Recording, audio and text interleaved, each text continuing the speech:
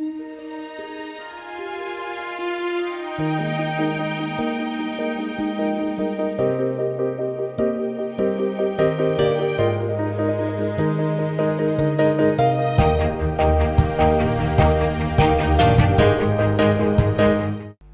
వెళ్ళి దేవుని మాటలను ప్రజలకు ప్రకటించారు.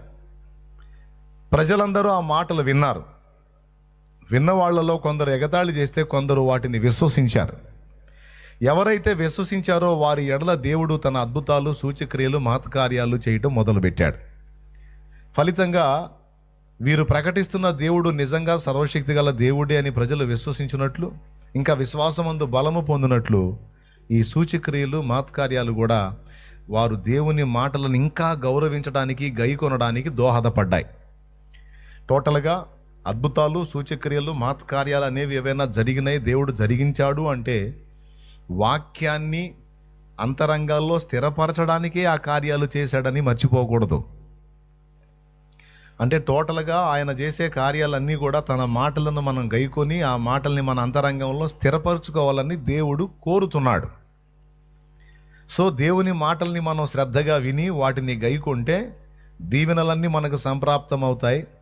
దేవుని మాటల్ని విని శ్రద్ధగా గైకొని వాటిని విశ్వసించగలిగితే దేవుని అద్భుతాలు, సూచక్రియలు, మహత్కార్యాలు నాడు కాదు నేడు మన దినాల్లో, మన బ్రతుకుల్లో కూడా చూడగలం.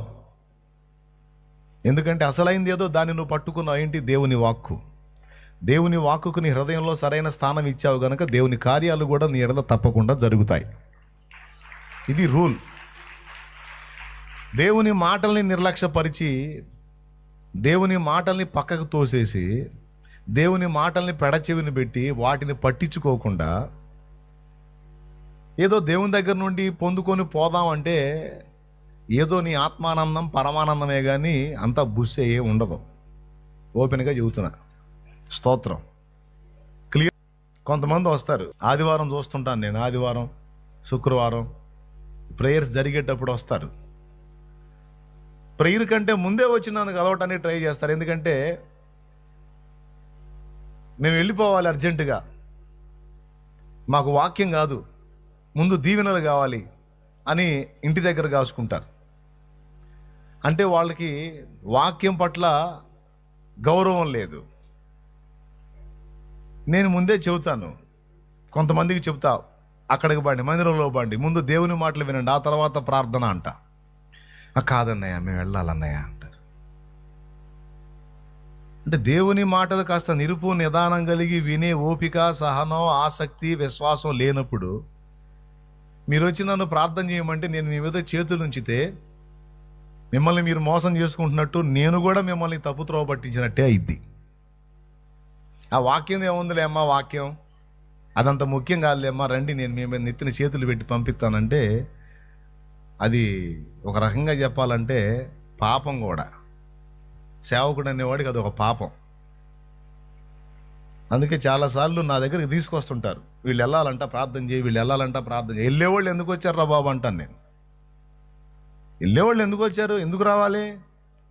దేవుని సన్నిధికి వచ్చినప్పుడు కూర్చోవాలి, దేవుని మాటలు వినాలి, వాటిని గౌరవించాలి, వాటిని హృదయంలో తీసుకోవాలి. అప్పుడు ఏదన్నా కార్యం జరిగిద్ది. దడ ఆయాసం తపన అన్నట్టుగా వచ్చి నువ్వు ఆ 2 మాటలు నెత్తిమీద చేతుల నుంచి చెప్పేసి నేను వెళ్ళిపోవాలంటే ఏంది అది? ఎమ్మెల్యే దగ్గరికి పోయి అప్పుడు అట్లా ఎప్పుడన్నా ప్రవర్తించారా? సార్ ఎమ్మెల్యేగా నమస్తే సార్, కూర్చోండి, ఈ మాటలు చెప్తాను, కొంచెం చేయండి సార్, చేసేసేయండి, ఉంటాను మరి అంటావా?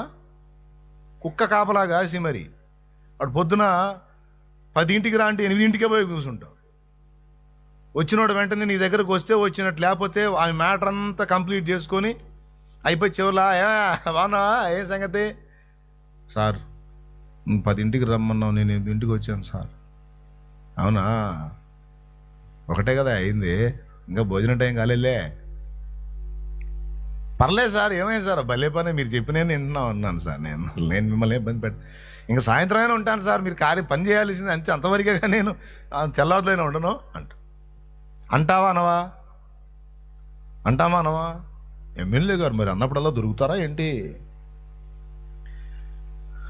ఎమ్మెల్యే, ఎంపీ, మంత్రి, ముఖ్యమంత్రి, ప్రధానమంత్రి, ఈ మంత్రులు, రాజులు, అధికారులు వీళ్ళందరి మీద రాజుల రాజై లేడాయన, ప్రభుల ప్రభువై లేడు, సర్వలోకానికి విశ్వానికి చక్రవర్తి కదూ. అలాంటి ఆయన దగ్గరకు వచ్చి హడావుడిగా పరిగెత్తుతా, ఇది ఆయన తృణీకరించడం కాదు, అవమానపరచడం కాదు. ఇలాంటి వాటిని ప్రోత్సహించేవాడు, ప్రోత్సహించే నేను పాపులం కాదు. ఎంతమందికి అర్థమైంది? నీ కూటం జరుగుతున్నప్పుడు ముందే వచ్చి ప్రార్థన చేయి, మేము వెళ్ళాలి, ప్రార్థన చేయంటే నాకు మహా మంటం కడుపులో రగిలిపోద్ది. నిజంగా తృప్తిగా నేను బ్లెస్ చేయాలి, దీవించలేను, మనసారా ఈ బిడ్డలను ఆశీర్వదించమని పలకలేను. ఇప్పుడు లైవ్లో అందరు వింటారు కాబట్టి చక్కగా సభాముఖంగా చెప్తున్నాను నేను. ఏదో మీ ఆనందం కోసం నెత్తి మీద 2 మాటలు చేతుల నుంచి ప్రభా బిడ్డలను దీవించు, ఆయన సమస్యలను పరిష్కరించు ప్రభా అంటే కార్యం జరగదు. దేవుని సన్నిధికి వచ్చినప్పుడు మర్యాదగా కూర్చోవాలి, ఆయన దగ్గర కాచుకోవాలా, ఆయన ఏం చెబుతున్నాడో వినాలా. కొన్నిసార్లు ఏం చెబుతాడు, నువ్వేం చేస్తావు, ఎక్కడ పాపాలు అక్కడ పెట్టుకొని ఏం ఎరగనట్టు వచ్చి ప్రార్థన చేయన్నయ్యా అంటావు. ప్రభా బిడ్డ మా నాన్న దీవించు ప్రభా ఏసునామలు అంట. దీవెన కాదు, శాపం తగిలే పనులు చేసి వచ్చింది, శాపం తగిలే పనులు చేసి వచ్చాడు. దీవించు అంటే మోసం చేసినట్టేగా వాడిని. దేవుని సన్నిధిలో కూర్చుంటే వాక్యంతో దేవుడు మాట్లాడతాడు. నా ఆశీర్వాదము కోరి వచ్చావు, నా సన్నిధిని దీవించబడాలని వచ్చావు, నువ్వు చేసిన పనేంది, నువ్వు చేస్తున్న పనేంది, నువ్వు బ్రతుకుతున్న బ్రతికేంటి, ఇలాంటి జీవితం కలిగి ఉండి నువ్వు ఎలా దీవించబడతావు? ముందు మారు మనసు పొందో, సరిదిద్దుకో, నిన్ను ఆశీర్వదిస్తానని దేవుడు మాట్లాడుకుంటాడు, వీడు సరి చేసుకుంటాడు, అప్పుడు ఆశీర్వాదం అన్నిటి మీదకి వచ్చింది. అసలు ఈ మాటే అందుకోకుండా ఎక్కడ దరిద్రం అక్కడే పెట్టుకొని ఏం ఎరగనట్టు వచ్చి దీవించయ్యా 2 మొక్కలు ప్రార్థన చేయండి, ఏంది అది మోసం చేసినట్టు కదా. అందుకే నా ఆత్మ క్షోభించింది. అట్లా నన్ను ఇంటికాడ ఆపి ప్రార్థన చేయించుకోవడానికి ట్రై చేసే వాళ్ళందరి విషయంలో నా ఆత్మ ఇబ్బంది పడింది. వాళ్ళు ఎంతటోళ్ళైనా కానీ, నాకెంత సమీపస్తులైనా సరే, ఆఖరికి నా రక్త సంబంధికులైనా సరే కోప్పడతా వాళ్ళ మీద. అయితే మందిరంలో రక్త సంబంధి బంధువులు అయితే కోప్పడతా, పనికి మన నడుపు మందిరంలో కూర్చో, దేవుని మాటలేని తర్వాత చూద్దాం పో అంట. మరి మా ఇతరులను కోప్పడితే దడుచుకుంటారు కదా. దేవుని సన్నిధికి వెళ్ళి దేవుని సన్నిధిలో కూర్చొని దేవుని మాటలు విని ఆ తర్వాత ఆశీర్వాదం, ఆ తర్వాత అయ్యా దీవెన. దేవుని మాటలు వెనక్కి దోసేసి దీవెన ఎటు నుంచి వచ్చిద్దమ్మా? దేవుని మాటలు వెనక్కి దోసేసి జీవం ఎటు నుంచి వచ్చిద్దమ్మా? దేవుని మాటల్ని వెనక్కి దోసేసి బతుకు ఎట్ట తెలిసిద్దమ్మా? నడకెట్ట నేర్చుకుంటావమ్మా? దేవుని మాటలు ముఖ్యమమ్మా. చెప్పండి, ఇతరులకు కూడా చెప్పండి, లైవ్లో చూసేవాళ్ళు కూడా మిగిలిన వాళ్ళకి చెప్పండి. దేవుని మాటల్ని నిర్లక్ష్యం చేసి దేవుని దీవెన ఏ ప్రక్క నుండి పొందుతావు నువ్వు? అసలు ఆయన చేసే కార్యాలన్నీ ఆయన మాటలు నువ్వు గైకొనాలనే కదా. మీరు దేవుని కార్యాలను పొందగోరినట్లయితే, దేవుని అద్భుతాలను చూడగోరినట్లయితే, మొట్టమొదట మీ గుండెల్లో దేవుని వాక్యానికి ప్రథమ స్థానం ఇవ్వండి. వాక్యం మీద ఆధారపడండి, వాక్యం మీద ఆనుకోండి, వాక్యాన్ని ప్రేమించండి, వాక్యాన్ని సమృద్ధిగా మీ అంతరంగాల్లో నివసించనీయండి. మన అంతరంగాల్లో నివసించేటట్లు జాగ్రత్త తీసుకుందాం. మీకు ఇంకొక విషయం కూడా చెప్తా. వాక్యం అంతరంగంలో నాటుకోకుండా పైన అభిషేకం కోసం ప్రార్థన చేస్తే ఆ అభిషేకం రాదు, వచ్చినా నిలవదు. పావురం యేసయ్య మీద వాలింది. యేసయ్య మీద వాలిందా లేదా? పరిశుద్ధాత్మ పావురాకారంతో ఎవరి మీదకి దిగి వచ్చాడు? ఎస్, వాక్యమై ఉన్న యేసు ఏ వ్యక్తిలో అయితే ఉంటాడో ఆ వ్యక్తి మీద పరిశుద్ధాత్మ పావురం నిలుస్తుంది. వాక్యమై ఉన్న దైవం క్రీస్తుని ఎవరైతే లోపల కలిగి ఉండరో వారి మీద పరిశుద్ధాత్మ అభిషేకం ఉండదు. ఏదో ఒళ్ళు పొంగినట్టు కాసేపు హడావుడి చేసినా మళ్ళా బలహీన పడిపోతారు. అభిషేకం పైన నిలవాలంటే అంతరంగంలో వాక్యము నిలవాలి. రాసుకో, పెన్ను నోట్స్ పెట్టుకొని రాసుకో. అభిషేకం పైన నిలవాలంటే అంతరంగంలో ముందు వాక్యాన్ని నిలుపుకోవాలి. అంతరంగంలో వాక్యం ఎవరిలో అయితే నిలబడిద్దో వారి మీద అభిషేకం ఖచ్చితంగా నిలబడింది. దేవుని ఆత్మ సౌలుని ఎందుకు వదిలిపెట్టిపోయాడు? ఇప్పుడు నేను చెప్పిన దానికి సాక్ష్యం చెప్తున్నా. దేవుని ఆత్మ సౌలుని ఎందుకు వదిలిపెట్టిపోయాడు చెప్పనా? దేవుని వాక్యానికి విలువనివ్వాల సౌలు. దేవుడు ఒకటి చెబితే ఈయన ఇంకొకటి చేశాడు. దేవుని మాటల్ని పెడచెవిని పెట్టాడు. దేవుని మాటల్ని తీవ్రంగా తీసుకోవాలా, దేవుని హెచ్చరికల్ని సీరియస్గా తీసుకోవాలా. కాబట్టి దేవుని ఆత్మ అతను వదిలిపోయి దురాత్మ వచ్చింది అతని మీదకి. సౌలు వాక్యమును తిరస్కరించినందుననే అభిషేకం కోల్పోయాడు. దావీదు వాక్యమును ప్రేమించి వాక్యాన్ని గైకొన్నందుననే ధన్యుడయ్యాడు. దావీదు నా చిత్తానుసారమైన మనస్సు గలవాడని దేవుడు దావీదుకు టైటిల్ ఇచ్చాడు. దేన్ని బట్టో తెలుసా? దావీదు ప్రేమించినంతగా వాక్యమును బైబిల్ గ్రంథంలో మరెవరు అంత ప్రేమించినట్టు మనం చూడం. 119వ కీర్తన మీరు చూస్తే అంత వాక్యాన్ని గురించే మాట్లాడతాడు. పెద్ద కీర్తన 119వ కీర్తన. అంత వాక్యాన్ని, నీ ధర్మశాస్త్రము, నీ విధులు, నీ కట్టడలు, నీ ఆజ్ఞలు, నీ వాక్యము, ఇలా దేవా నీ వాక్యము నా పాదములకు దీపము, నా త్రోవకు వెలుగంటాడు. నీ వాక్యము వెల్లడి అగుట తోడనే వెలుగు కలుగుతున్నదంటాడు. వెండి బంగారముల కంటే కూడా నీవిచ్చు ధర్మశాస్త్రము నాకెంతో విలువైందంటాడు. అసలు కీర్తనల గ్రంథం మొదటి కీర్తనలోనే దుష్టుల ఆలోచన చొప్పున నడవక, పాపుల మార్గమున నిలవక, అపహాసకులు కూర్చుండు చోటును కూర్చుండక, యెహోవా ధర్మశాస్త్రం నందు ఆనందించుచు దీవారాత్రము దాన్ని ధ్యానించువాడు ధన్యుడు. అతడు నీటి కాలువల యోరను నాటబడిన దై తన కాలమందు ఆకువాడక ఫలమిచ్చు చెట్టు వలె ఉండును, మరియు అతడు చేయునదంతయు సఫలమగును అన్నాడు. ఎవరు చేసేదయ్యా? వాక్యాన్ని ప్రేమించి, వాక్యాన్ని ధ్యానించి, వాక్యాన్ని గైకొన్నవాడు చేసే ప్రతి ప్రయత్నం సఫలమైందట. అందుకే చెప్తున్నాడు, వాక్యాన్ని ప్రేమించేవాడు దేవుని చిత్తాన్ని ఎరుగుతాడు, దేవుని చిత్తానుసారమైన మనస్సు గలవాడవుతాడు. వాని మీద అభిషేకం ఉంటుంది. వాక్యాన్ని పక్కన పెట్టినోడు దేవుని చిత్తాన్ని త్రోసేశాడు గనక, దేవుని మాటలు నిర్లక్ష్యం చేశాడు గనక వాని మీద అభిషేకం ఉండదు, వాడేం పొందడు. కాబట్టి అందరికీ ప్రేమతో చెప్తున్నా, మళ్ళీ చెప్తున్నా, దేవుని మాటలను ఫస్ట్ గౌరవించకుండా, దేవుని మాటలకు చెవినివ్వకుండా, దేవుని మాటలకు హృదయంలో సరైనటువంటి విలువనివ్వకుండా దేవుని దగ్గర నుండి ఎవరైనా ఏదైనా పొందుదామంటే అది శుష్క ప్రయత్నమే అవుతుంది తప్ప ఏ ప్రయోజనము లభించదు.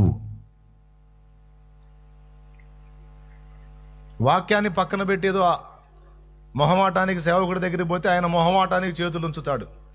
ప్రభా ఈ బిడ్డేదో హడావుడికి వెళ్తున్నాడు, దీవించాయని. ఏం ఉండదు, ఒట్టి ఏదో ఆత్మానందం పరమానందమే, కానీ పొరపాటును కూడా అంత దీవెన రాదు. కాబట్టి ఎన్నో సమస్యలతో, బాధలతో, ఇరుగులతో, ఇబ్బందులతో జీవితంలో ప్రశ్న ప్రశ్న ప్రశ్న బ్రతుకు ఒక ప్రశ్నగా మారి వచ్చి కూసునులు ఉన్నారు ఇక్కడ. జీవితం అస్తవ్యస్తం అయిపోయి దారి తిన్న అర్థం కాక క్వశ్చన్ మార్క్ వేసుకొని నుయ్యా గొయ్యా అన్నది అర్థం కాక కూసునోళ్ళు ఉన్నారు. నాకు తెలుసు. బ్రతుకుని చిందరవందర చేసుకొని అంధకారమయమైపోయి కొన్నిసార్లు చచ్చిపోతే బాగుండన్న విరక్తిలోకి పోయిన వాళ్ళు కూడా ఉన్నారు. మీకు పరిష్కారం దేవుని దగ్గర ఉంది. సమస్య ఎంత జటిలమైందైనా నీకు సమాధానం అర్థం కాకపోయినా ఆయనకి నీకు ఎలా ఆన్సర్ చేయాలో, నేను ఎలా బయటికి తేవాలో తెలుసు ఆయనకే. కాబట్టి ఆయన ఏం చెబుతాడో, ఆ గైడెన్స్ ఏమిస్తాడో ఆలోచన వినో. కొత్తగా విమానాన్ని నేర్చుకుంటున్న పైలట్ ట్రైనింగ్కి పోయినటువంటి యవనస్తులు ఇద్దరు వాళ్ళ సీనియర్ సార్ని, వాళ్ళకి నేర్పేటువంటి సార్ని అడిగి ఫ్లైట్ తీసుకున్నారు ఆయన పర్మిషన్తో. ట్రైనింగ్ చేసేటప్పుడు నేర్పాలి కదా, బండి ఇవ్వాలి. తీసుకొని వెళ్ళారు. హైట్కి వెళ్ళారు, బాగా ఎత్తుకు వెళ్ళారు. బండి వెళ్ళింది, బాగా పైకి వెళ్ళింది. వెళ్ళటం బాగానే వెళ్ళాడు. తిరిగి దించడానికి ఆలోచన చేస్తున్నప్పుడు అతని అదుపు తప్పింది బండి. అదేం ఫ్లైట్, విమానం బ్లాస్ట్ అయిందంటే ఒకడు బతకడం. ఎంతమంది ఉంటే అంతమంది పోతారు. ఎలా చేయాలా? ఇక కిందికి దిగుదు, దూసుకొస్తుంది నేలకేసి, సర్రమని వచ్చేస్తుంది. గుండె వేగం పెరిగిపోయింది. డ్రైవ్ చేసేవాడికి. ఎందుకంటే బండి వాని అదుపు తప్పింది, గడగడ గడగడ షేక్ వచ్చేసింది బాడీ మొత్తం. ఎందుకు? ఉదాహరణకి 6,000 అడుగులు ఎత్తుకుపోయింది అనుకో, చూసేటప్పుడు దిగి వస్తూ ఉంది. ఇక 6,000 అడుగులు, 5,500, 5,000, 4,800, 4,300, 4,000, 3,000 అలా దిగి వస్తుంది బండి కిందికి సర్రమని. అక్కడ అంకెలు మారిపోతున్నాయి. నీ బాడీకి ఇంకెళ్ళి డౌటే లేదు, కన్ఫామ్ చచ్చిపోతారు మొత్తం. ఎంతమంది ఉంటే అంతమంది. అయితే ఇద్దరు చిన్న బండి తీసుకొని వెళ్ళారు కాబట్టి ఇద్దరు ప్రాణానికి ప్రమాదం. 1000 అడుగుల దూరం, ఇంకెంత 500 అడుగుల దూరం, అట్లా దగ్గరికి వచ్చేస్తుంది. వెంటనే 1000 అడుగుల దూరంలోకి రాగానే వీళ్ళిద్దరికి నిరామయులు అయిపోయారు. మైండ్ పని చేయట్లే, అయిపోయావరా. పక్కన స్పీకర్లోంచి వాయిస్ వినపడింది. ఆ మెయిన్లో నడిపేవాని పేరు వినపడుతుంది. కింద ఉన్న వ్యక్తి ఆ నేమ్ పిలుస్తున్నాడు. వెంటనే సార్ సార్ సార్ అయిపోయాం సార్, అయిపోయాం సార్. ఏం కాల, డోంట్ వరీ. నువ్వు పైకి వెళ్ళి కిందికి వచ్చేటప్పుడు ఒక పాయింట్ మిస్ అయ్యావు, టెన్షన్ పడవకు, నేనున్నాను.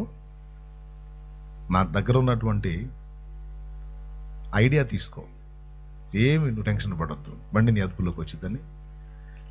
అక్కడ అతని సమీపంలో ఉన్నటువంటి బటన్స్ కొన్నిటిని చెప్పాడు, ఫలానా ఫలానాది నువ్వు ప్రెస్ చేయి, వెంటనే చేయండి. ఇప్పుడే చేస్తాను సార్ అని చేశాడు. ఇంకో 2-3 సలహాలు చెప్పాడు, వాటిని అనుసరించాడు. 1000 అడుగుల దూరంలోకి వచ్చిన బండి వెంటనే అతని కంట్రోల్లోకి వచ్చేసింది. సార్ బండి కంట్రోల్ అయింది సార్ అన్నాడు. ఇంక ప్రశాంతంగా దిగి అన్నాడు. ప్రశాంతంగా బండి కిందికి దిగింది. మనం సొంతంగా ప్రయాణం చేసి వెళ్ళి మన సొంత గైడెన్సీతో మనం చేసుకునే పనులు అలా ఉంటాయి. కానీ దేవుడు ఎలా ఉన్నాడు తెలుసా? కింద ఉన్నటువంటి సీనియర్ పైలట్ లాగా ఉన్నాడు. వెంటనే కాల్ చేశాడు అనమాట, భయపడద్దు, బండి మీ అదుపు తప్పింది కానీ నా అదుపు తప్పలా, నేనున్న లైన్లో. Praise the Lord. నేను చెప్పినట్టు చేయని ఆయన గైడెన్స్ ఇస్తే, దాన్ని అనుసరిస్తే ప్రమాదానికి గురి కావాల్సిన బండి కంట్రోల్ అయిపోయింది. నీ లైఫ్ అలానే ఉంటుంది. ఇష్టం వచ్చినట్టు నడిపించుకున్నావు, అది గందరగోళం అయిపోయి ఇప్పుడు ప్రమాదానికి దారి తీస్తుంది. ఇప్పుడన్నా దేవుడు ఏం చెప్తున్నాడు తెలుసు? ఇప్పుడన్నా నేను సలహా చెప్తా విను. నువ్వు ఎలా బతికి బయటపడాలో నీకు ఐడియా చెప్తా విను. చెప్పినట్టు చెయ్యి, బతికిపోతావు. లేకపోతే అవుట్. ఇప్పుడు చెప్పండి, అద్భుతంగా నువ్వు విడుదల పొందే మాట కావాలా, మాట పక్కన పెట్టి ముందు అద్భుతం కావాలా? అరే మాట వింటే కదా నీకు అద్భుతం జరిగేది. మాట పక్కన పెట్టి అద్భుతం ఎలా జరిగిద్ది? అందుకే చెప్తున్నా, ఇంతసేపు ఈ ప్రసంగం అంతా దీని మీద ఎందుకు నడిచిందంటే, దేవుని మాటలకి ఫస్ట్ సరిగ్గా విలువనివ్వటం మనం నేర్చుకుందాం. దేవుడు ఏం చెబుతున్నాడో అది తెలుసుకోవటానికి తపన పడదాం. దేవుడు ఏం హెచ్చరికలు చేస్తున్నాడో ఆ హెచ్చరికలు తీసుకోవటానికి తపన పడదాం. చేతనైనంత మట్టుకు దేవుని పాదాలు పట్టుకొని ఆయన మాటల్లో నడవటానికి జాగ్రత్త పడదాం. అప్పుడు బాగుపడతాం, అప్పుడు దావీదులం అవుతాం. ఆ మాటల్ని వెనక్కి దూసేస్తే సౌళ్ళం అవుతాం, దావీదులంగా. యోహాను కుమారుడు అయిన సీమోను, నీవు నన్ను ప్రేమించుచున్నావా అని 3 సార్లు యేసు ప్రభు సీమోను అడిగాడు. అక్కడ శిష్యులు చాలామంది ఉన్నారు. ఆ శిష్యులు ఎవరిని అడగల ఆ మాట, యోహాన్నే యోహాను కుమారుడు అయిన సీమోను అని సీమోను పేతురునే ఆ మాట అడిగాడు. మిగిలిన వాళ్ళు చాలామంది ఉంటే వాళ్ళు ఎవరిని అడగకుండా పేతురుని ఒక్కడనే ఆ మాట అడగడానికి గల కారణం ఏంటి? ఓ ప్రశ్న. ఇప్పుడు అక్కడ తోమా ఉండుండొచ్చు, బర్తిలోమయి ఉండుండొచ్చు, యాకోబు ఉండుండొచ్చు, యేసు ప్రభు శిష్యుల్లో అందరూ ఉన్నారు. పేతుర్ని మాత్రమే అంటాడు, నువ్వు నన్ను ప్రేమిస్తున్నావా? అడుగుతాడు, ఆయన అయ్యా నిన్ను ప్రేమిస్తున్నానని చెబుతాడు. అట్లయితే నా గొర్రె పిల్లల్ని మేపంటాడు, నా గొర్రెల్ని మేపంటాడు, నా గొర్రెల్ని కాయి అంటాడు. 3 సార్లు అడిగి 3 సార్లు 3 బాధ్యతలు అప్పచెప్తాడు సీమోను పేతురుకి. ఈ 3 సార్లు పేతురుని అడిగినప్పుడు పేతురు ఇచ్చిన సమాధానం ఏంటంటే, అవును ప్రభువా, నేను నిన్ను ప్రేమించుచున్నానని నీవే ఎరుగుదువు అని 2 సార్లు చెప్పాడు. మళ్ళీ 3వసారి అడిగినప్పుడు కొద్దిగా బాధ కలిగింది. ఎందుకు నాయనా ఎవరిని అడగకుండా నన్నే అడుగుతున్నావు? నీకు తెలియదయ్యా ఇంతసేపు అడుగుతున్నావు, నువ్వు నన్ను ప్రేమిస్తున్నావా అని. 3వసారి కూడా నన్ను ఆ మాట అడిగావు నువ్వు. ప్రభువా, నీవు సమస్తము ఎరిగిన వాడవు, నీకు తెలియదా అయ్యా? నువ్వు సమస్తం ఎరిగినోడివి, నేను నిన్ను ప్రేమిస్తున్నానని నీవే ఎరుగుదు అయ్యా అన్నాడు. అప్పుడు నా గొర్రెలను మేపుము అని ముగించాడు. నా పాయింట్ ఏంటంటే, ఎవరిని అడగకుండా సీమోనునే ఆ మాట అడగటానికి గల కారణం ఏంటంటే, సీమోను పేతురుని అడగటానికి గల కారణం ఏంటంటే, సీమోను పేతురు తేడా పడ్డాడు ఒక పాయింట్ దగ్గర. అది చూపిస్తాను చూడండి. లూకా సువార్త 22వ అధ్యాయము 31వ వచనం చదువుతున్నాను, చిత్తగించండి. సీమోను, సీమోను, ఇదిగో సాతాను మిమ్మును పట్టి గోధుమల వలె జల్లించుటకు మిమ్మును కోరుకొనెను గాని నీ నమ్మిక తప్పిపోకుండునట్లు నేను నీ కొరకు వేడుకొంటిని. నీ మనసు తిరిగిన తరువాత నీ సహోదరులను స్థిరపరచుమని చెప్పాను. అయితే అతడు, ఎవరో సీమోను పేతురు, ప్రభువా, నీతో కూడా చెరలోనికి మరణమునకును వెళ్ళుటకు సిద్ధముగా ఉన్నానని ఆయనతో అనగా, ఆయన, పేతురు, నీవు నన్నెరగనని ముమ్మారు చెప్పు వరకు నేడు కోడి కూయదని నీతో చెప్పుచున్నాను నేను. ఏమన్నాడు?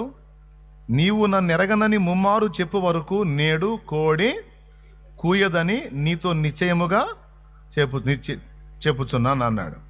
ఇదే మాట మరో చోట ఉంటుంది చూడండి. నీ విషయమై అందరూ అభ్యంతరపడినను నేను ఎప్పుడునూ అభ్యంతరపడనని ఆయనతో చెప్పగా. అది పాయింట్. ఈ మాట అండర్లైన్ చేసుకోండి, చెప్తా. నీ బైబిల్లో ఇప్పుడు చదివిన మాట అండర్లైన్ చేసుకోండి. 26:33 మత్తయి అండర్లైన్ చేయండి, చెప్తా. అది లైఫ్ లాంగ్ గుర్తుపెట్టుకోవాల్సిన విషయం. అందుకు మనుష్య కుమారుడు దుష్ట మనుషుల చేతికి అప్పగించబడతాడు, వారు ఆయనను సిలువ వేసి చంపుతారు, 3వ నాడు ఆయన తిరిగి లెగుస్తాడు. ఈ మాటలు యేసు ప్రభు శిష్యులతో తరచు అన్నాడు. ఆ రాత్రి ఇంకా నిశ్చయంగా చెప్పాడు, ఇలా జరగబోతుంది అని. నేను కాపరిని కొట్టుదును, గొర్రెలు చల్లా చెదరైపోవునని రాయబడి ఉన్నది నెరవేరుతుంది అనే మాట ప్రభు పలికినప్పుడు సీమోను పేతురు స్పందించాడు. ఏమని అన్నాడు? ఈ మాటలు చెబుతా యేసు ప్రభు, సీమోనో, సీమోనో, సాతాను మిమ్మును పట్టి గోధుమలను జల్లించినట్టు జల్లించుటకు కోరుకున్నాడు. నేను పర్మిషన్ ఇవ్వకుండా లేను, ఇచ్చా పర్మిషన్. మిమ్మల్ని శోధించడానికి పర్మిషన్ ఇచ్చా, పర్మిషన్ అయిపోయింది, నీ మీదకి వచ్చింది. అయితే నీ నమ్మిక తప్పిపోకుండాన్నట్లు నేను నీ కోసం వేడుకున్నా. నీ మనసు తిరిగిన తర్వాత నీ సహోదరుల మనసును స్థిరపరచయ్యా అని చెప్పాడు. సరే ప్రభు అంటే గొడవ ఉండేది కాదు. అలాగే తండ్రి నీ దయనాయన అంటే గొడవ ఉండేది కాదు. ఆ మాట అనలా, అతి చేశాడు. ఏం చేశాడంటే, ప్రభువా, నమ్మకాల విషయం మాట్లాడుతున్నావా? మా నమ్మకాన్ని అనుమానిస్తున్నావా? అయ్యో ఎంత మాట తండ్రి. అవసరమైతే వీళ్ళందరూ నీ విషయమై అభ్యంతరపడితే పడతారేమో కానీ నీతో చెరలోనికి రావటానికైనా మరణంలోనికి రావటానికైనా నేను సిద్ధంగా ఉన్నాను. అంతేగాని నీకు అపనమ్మకస్తున్నై ఉండటం మాత్రం అసంభవం తండ్రి. నీకోసం చచ్చిపోతానయ్యా. I love you. ఎసయ్యా, నేను నిన్ను ప్రేమించుచున్నానయ్యా. ఎంత ప్రేమో తెలుసా? నీతో పాటు జైలుకు రావడానికైనా సిద్ధం, చచ్చిపోవడానికైనా సిద్ధం. మిగిలిన వాళ్ళు అన్నారు ఆ మాట.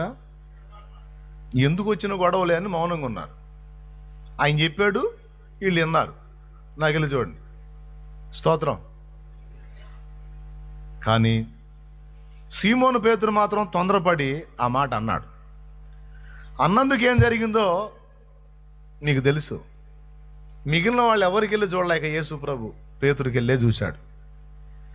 ఏమన్నావు? నా కోసం చెరలోకి వస్తావా? నా కోసం మరణంలో కూడా వస్తావా? వీళ్ళందరూ అభ్యంతరపడిందా, నువ్వు అభ్యంతర పడవా? కొన్ని గంటల్లోనే, కొన్ని రోజులు, నెలలు, సంవత్సరాలు కూడా కాదు, కొన్ని గంటల్లోనే ఈ రాత్రి తెల్లవారక మునుపు, కోడి కుయ్యక మునుపు 3 సార్లు ఆ యేసు ప్రభు ఎవరో నాకు తెలియదని నువ్వు పచ్చబద్ధం ఆడతావు. ముమ్మారు ఆడతావు, ఒకసారి కూడా కాదు, 3 సార్లు ఆడతావు. కోడి కూసే లోపే, అంటే కొన్ని గంటల వ్యవధిలోనే నువ్వు అన్న మాట నువ్వు తప్పుతావు అన్నాడు. నా ప్రాణమైన వదులుతాగా జరగదన్నాడు. పలికినోడు ఎవరు? పలికినోడు యేసయ్య. కనీసం ఆ 2వ అన్నా, అవునా ప్రభా, అయ్యో తొందరపడ్డానైనా నన్ను క్షమించంటే బాగుండేది. అట్టుకోవడంలా అవసరమైతే చావవలసి వస్తే చచ్చిపోతా, కానీ నిన్ను మాత్రం ఎరగందని నేను అనను అన్నాడు. ఎంత భరోసా, ఎంత కాన్ఫిడెన్స్!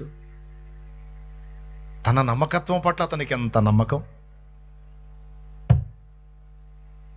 చివరికి పేతురన్నది జరిగిందా, ప్రభువు చెప్పింది జరిగిందా?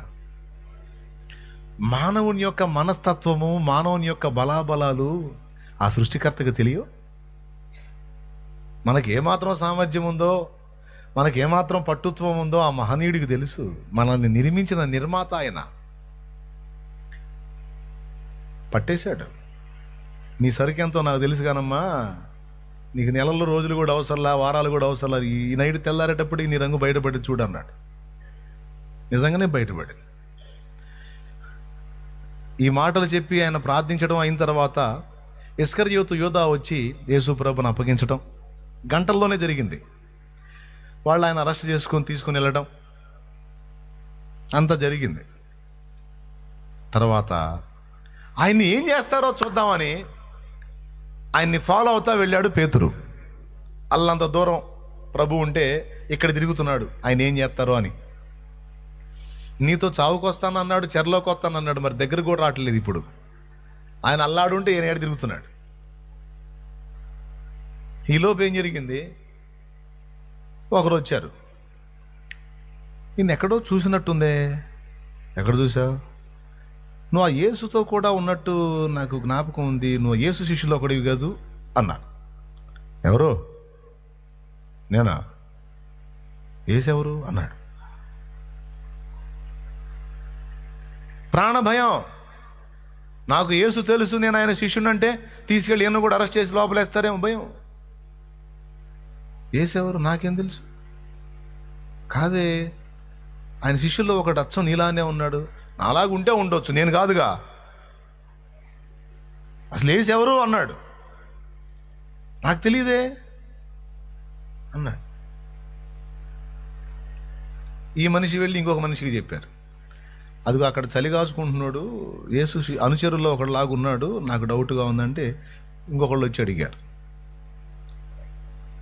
ఇదిగో నిన్నే, నువ్వు ఆ యేసు శిష్యుల్లో ఒకటివి కదూ, అబద్ధం ఆడుకుని చెప్పు, నువ్వే కదూ, నువ్వే కదా అంటే, ఏంది మీరు తడవకొకళ్ళు వచ్చి,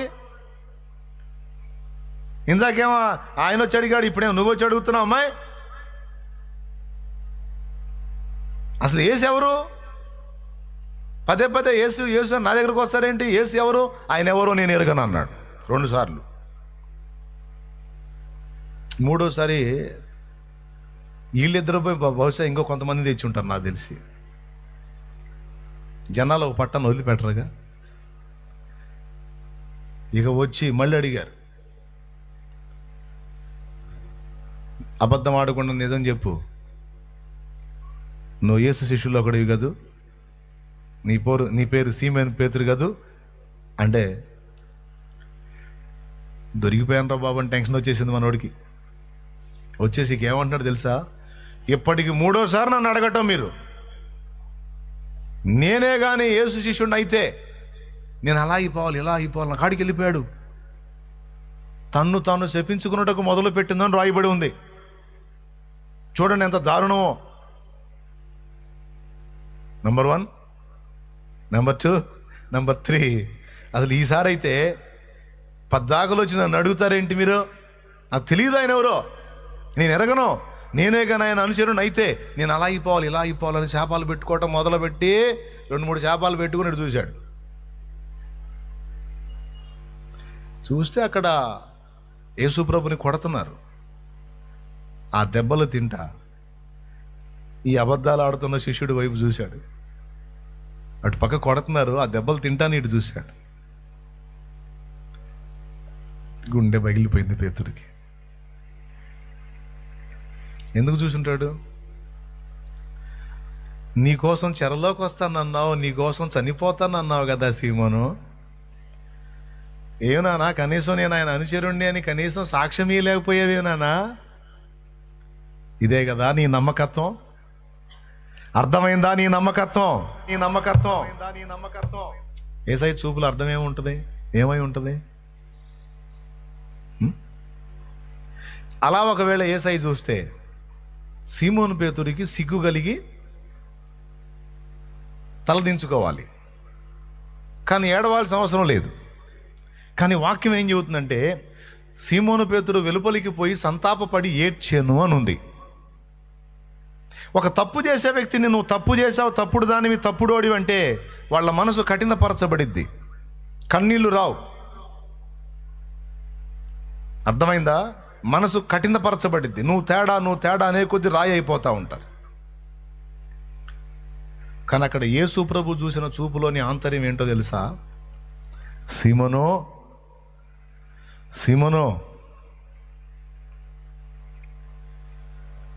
నేను నిన్ను అర్థం చేసుకున్నాను.